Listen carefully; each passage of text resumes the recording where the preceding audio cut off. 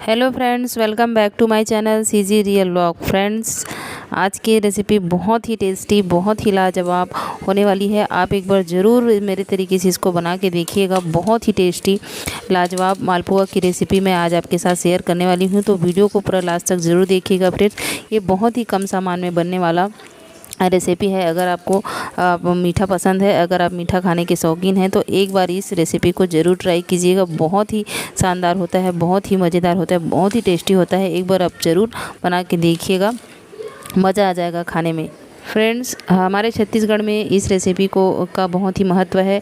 इसे हम लोग बलबला चीला भी बोलते हैं और कहीं कहीं पर इसको जो है ये बोबरा चीला भी बोलते हैं। तो आज मैं आपके साथ हमारे छत्तीसगढ़ का बहुत ही फेमस रेसिपी शेयर करने जा रही हूँ। इसको हम लोग चीला भी कहते हैं कई कई जगह पे।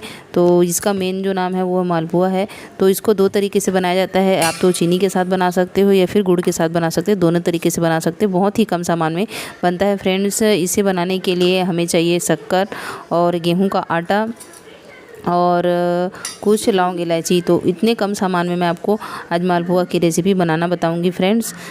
सबसे पहले जो शक्कर है उसको हम पानी में घोल लेंगे, अच्छे से इसका घोल बना लेंगे। और साथ ही साथ जो लौंग इलायची है उसको हम इसमें टुकड़ा करके डाल देंगे, क्रश करके। और जो हम गेहूँ आटा लिए हैं फ्रेंड्स, 2 कटोरी गेहूँ आटा लिया है हमने, और उसमें हम आधा कटोरी जो है वो चीनी लेंगे। और कुछ इस प्रकार से उसको जो है वो इसका बैटर हम तैयार करेंगे फ्रेंड्स। आप देखते रहिए वीडियो में पूरी तरीके से। तो कुछ इस प्रकार से थोड़ा थोड़ा करके जो पानी हम बनाए हैं चीनी का घोल, उसको हम आटे में डालेंगे।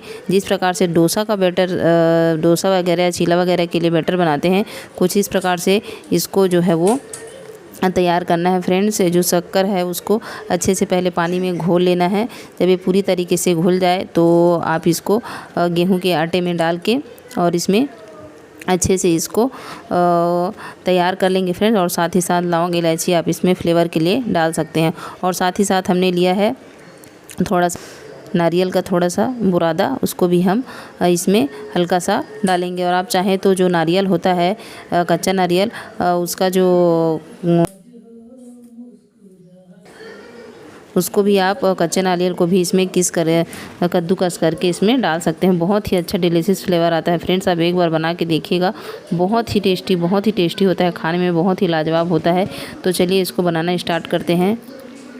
कुछ इस प्रकार से इसमें थोड़ा थोड़ा पानी डाल के इसको गूँथना है फ्रेंड्स, ये चीला बनाने के लिए। ये इसको कहीं कहीं पर गुड़ में भी बनाया जाता है। हमारे छत्तीसगढ़ में वैसे तो गुड़ में भी बनाया जाता है, लेकिन आज मैं आपके साथ इसे चीनी में बनाना बताऊंगी। दोनों का स्वाद लगभग एक ही होता है फ्रेंड्स, कोई डिफरेंस नहीं होता, लेकिन सब अपनी सुविधा के अनुसार बनाते हैं। तो आप इसको चीनी के साथ भी बना सकते हैं, अगर चीनी नहीं है तो आप इसको गुड़ के साथ बना सकते हैं। लेकिन गुड़ के साथ बनाने में ये ज़्यादा हेल्दी होगा, क्योंकि चीनी थोड़ा हमारे लिए स्वास्थ्य के लिए हानिकारक होता है। तो आप अगर कुछ इस प्रकार से बैटर तैयार करना है फ्रेंड्स, ये जैसे मैं कर रही हूँ, इसको अच्छे से फेंट लेना है। अगर आपके पास ब्लेंडर होगा तो आप उससे भी फेंट सकते हैं, ये कुछ इस प्रकार से।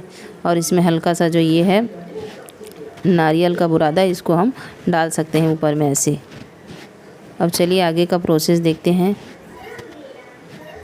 हमारे छत्तीसगढ़ में इसको बलबला चीला भी बोलते हैं फ्रेंड्स, इसको बोबरा चीला भी बोलते हैं। इसका काफ़ी महत्व है हमारे छत्तीसगढ़ में, बहुत ही स्पेशल डिश है ये। आप एक बार ज़रूर बना के देखिएगा, आज ही ट्राई कीजिए।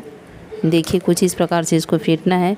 अब जैसे मैं डाल रही हूँ कढ़ाई में, वैसे आप भी डालिए फ्रेंड्स। बहुत ही आसान है, बहुत ही आसान है ये, इसको बनाना कोई मुश्किल काम नहीं है। ये हमने कढ़ाई में तेल गरम कर लिया है फ्रेंड्स। अब देखिए इसको डालना कैसे। पर हमने कढ़ाई चढ़ा दिया है और साथ ही साथ तेल भी डाल दिए हैं। जैसे ही हल्का गर्म होगा तेल, हम इसमें इस चीला को डालेंगे फ्रेंड्स, मालपुआ को।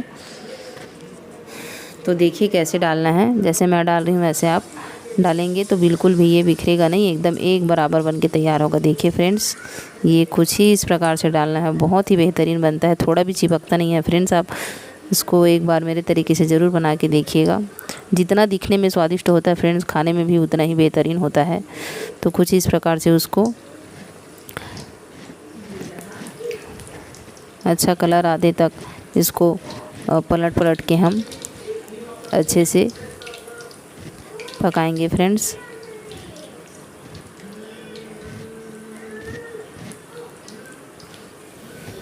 ये कुछ प्रकार से ऊपर आ गया है, आप देख पा रहे हैं। ये जो मालपुआ है ये बहुत अच्छे से फूलता है फ्रेंड्स। कुछ इस प्रकार से इसको पलटी कर देंगे। देखिए कितना गोल्डन मस्त कलर आया है इसका। बहुत ही खाने में डिलीशियस होता है फ्रेंड्स।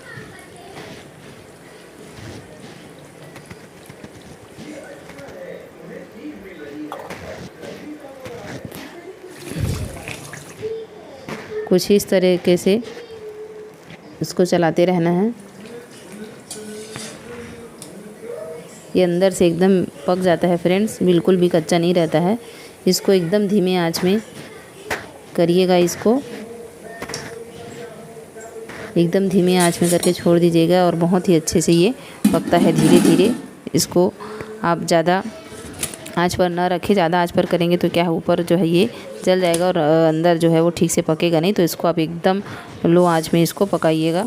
कुछ इस प्रकार से फिर इसका लुक आएगा फ्रेंड्स। आप देख पा रहे हैं स्क्रीन पर ये।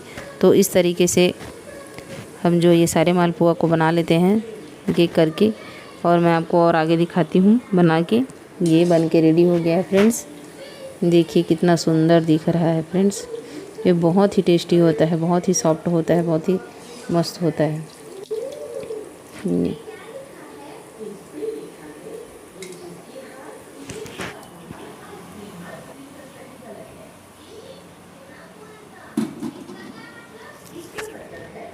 चलिए बाकी का भी मालपुआ हम डाल लेते हैं इसमें। कुछ इस तरीके से आप डालेंगे फ्रेंड्स तो बिल्कुल भी ये चिपकता नहीं है, नीचे बैठता नहीं है।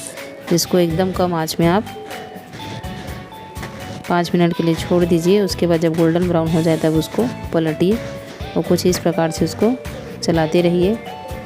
ये जो है वो ऊपर आ जाता है और खाने में बहुत ही लाजवाब क्रंची करारी होता है ये।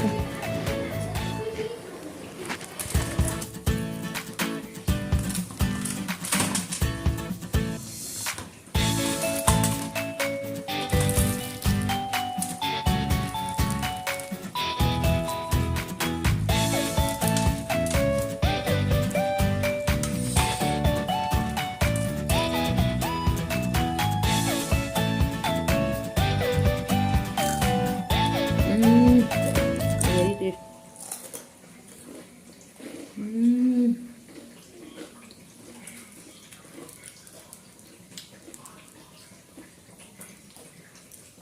Very tasty friend.